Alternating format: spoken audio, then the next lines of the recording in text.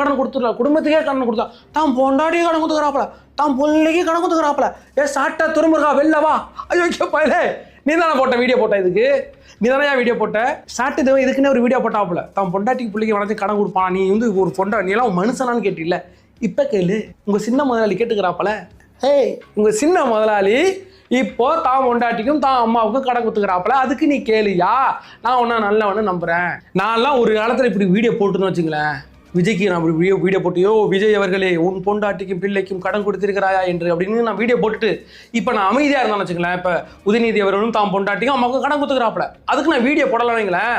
1/2 முழம் தான் இந்த கயிறு, 40 ரூபா விற்கிது. 1/2 முழம் வாங்கியாந்து இந்த ஃபேன் ஊக்கில் மாட்டிட்டு தொங்கிடுவேன். ஏன்னா நான் சோத்துல உப்பு போட்டு திங்கிடுவேன். நான் வந்து சாட்டை திருமுருங்க மாதிரி வயிறு வளர்க்காத ஆள். விஜய்னா மட்டும் உங்களுக்கு எங்கடா வேத்துக்கிட்டு வருதுன்னு எனக்கு புரியல. விஜய்னா மட்டும் உங்களுக்கு வந்துடும். விஜய் என்ன செய்தாலும் தவறு, விஜய் தாக்கல் பண்ணா தவறு, அதில் குற்றவியல் வழக்கு இருந்துச்சு,